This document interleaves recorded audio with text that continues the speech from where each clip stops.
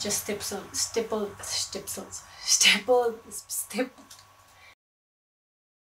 Hi guys, this is Maria from mariamiama. Welcome back to my channel. Today I want to do a little speed review on all the new things that I bought. Basically I will tell you when I bought it and why I bought it and what my little opinion on it is, which might be different from yours, but let's just dive in. So we will go through like the categories. So we will start with skincare, then move on to makeup, and then to others, whereby others are mainly tools. Skincare, this is kind of a tool, but also it belongs to my daily routine of skincare. Basically I bought a face roller.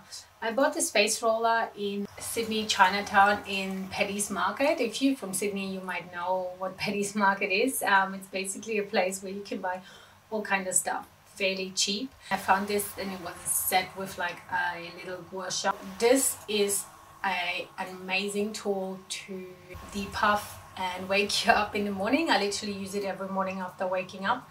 Roll my eyes, roll my face. It encourages blood flow and wakes you up in the morning, which is amazing, and the cooling effect is just the best. So I can only recommend you getting one if you feel like you're fighting puffiness in the morning or struggling to wake up. Another thing that I bought, but I only bought this recently, is a bunch of Paula's Choice products. So I bought a sunscreen, I bought a vitamin C serum, and I bought a retinol 1% retinol treatment.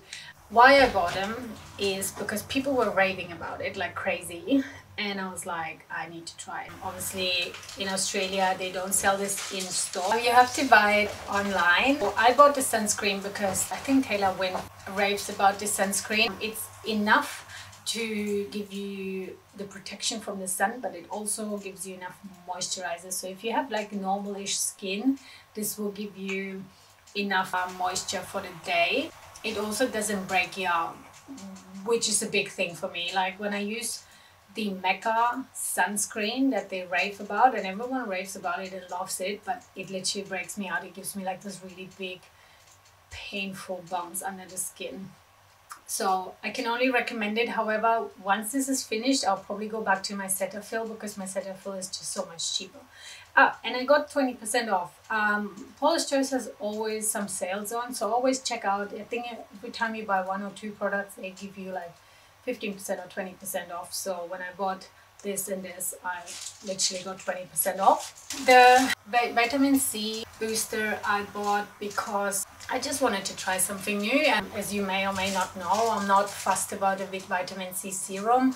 I tried the Drunk Elephant, I tried the ordinary one, but I didn't like it. It was too painful on my face. This one literally doesn't hurt, even if you have like little blemishes. Obviously don't put it directly on it, but it helps. This is a 15% vitamin C and with vitamin E. I only opened it the other day, so I can't give you any thoughts about it yet, but stay tuned, I will let you know what I think. And retinol, I read a lot about retinol benefits, so I went again on Paula's Choice and I bought the deluxe travel sample because I didn't want to commit to a big size.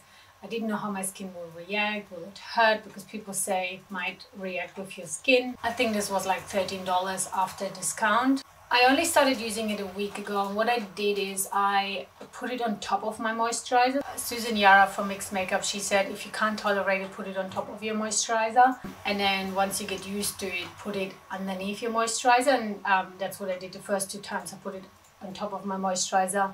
Now I put it underneath my moisturizer, and I only use it every second day in rotation with my vitamin C serum. So one day this, one day this. It works for me. I don't know if I've seen any results of it yet, but I'll keep you posted. I can tell you so much. Yesterday morning when I woke up, my skin looked amazing.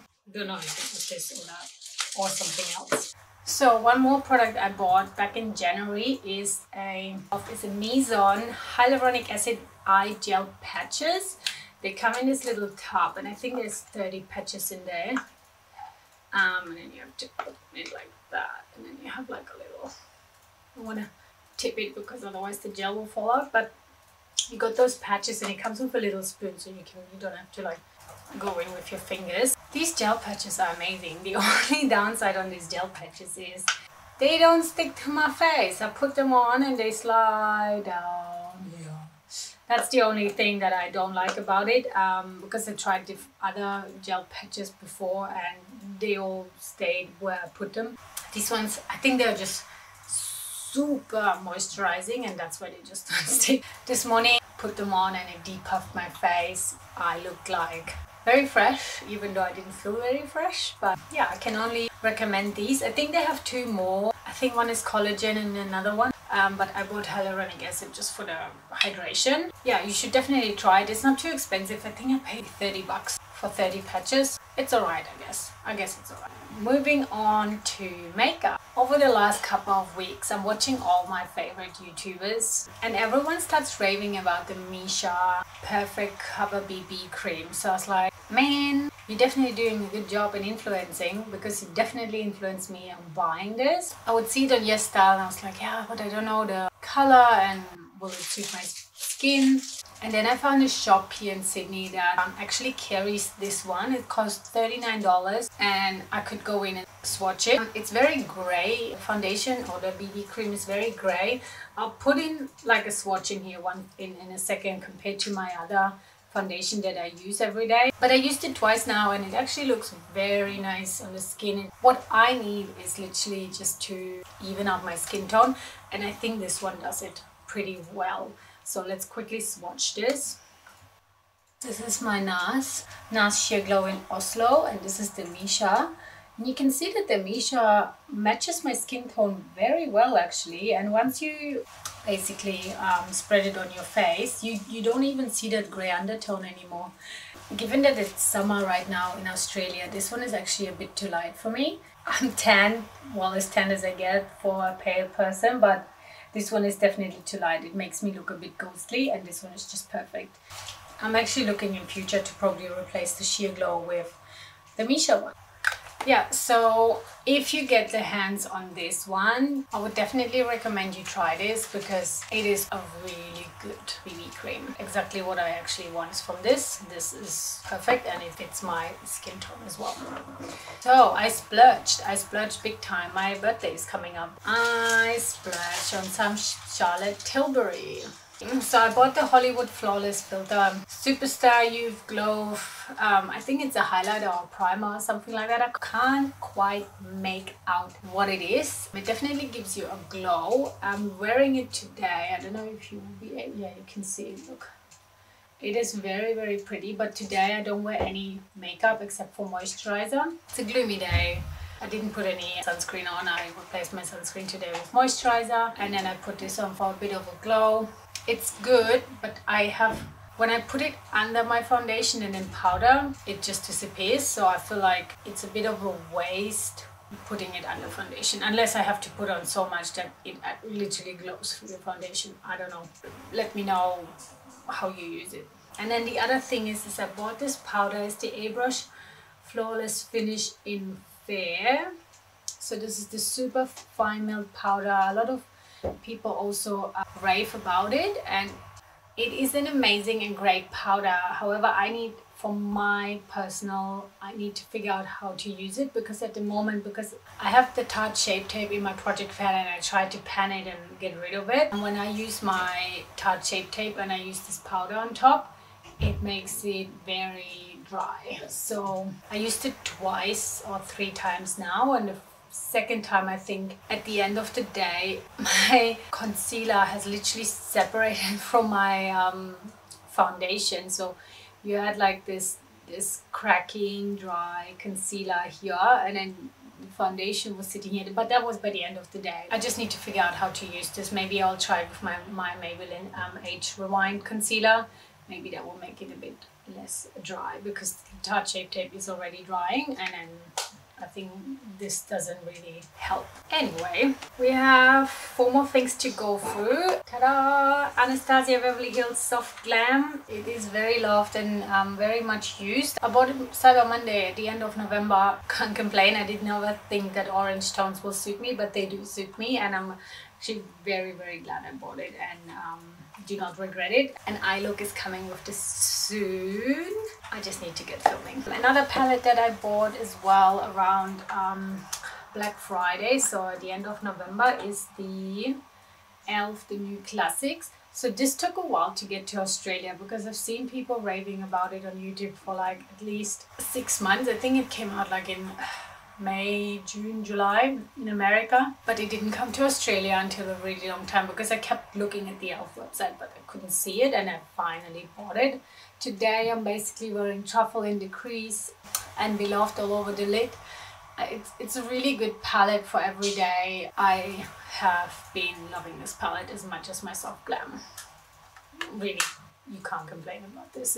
I got it half price. I got it for 12 bucks. So you really can't complain for 12 bucks. My last two products-ish is the e.l.f. Stippling Brush, small stipple brush. I use that basically to put on my Milk Makeup blush and my Milk Makeup bronzer. Much better than using a sponge. This one just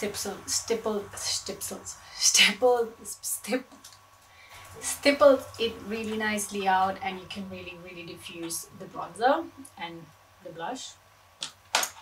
And last but not least is this little eye brush set that I bought from Zoeva. This is 12 brushes. Its original price is $130, but Sephora had a 2-day sale where it was 15% of everything.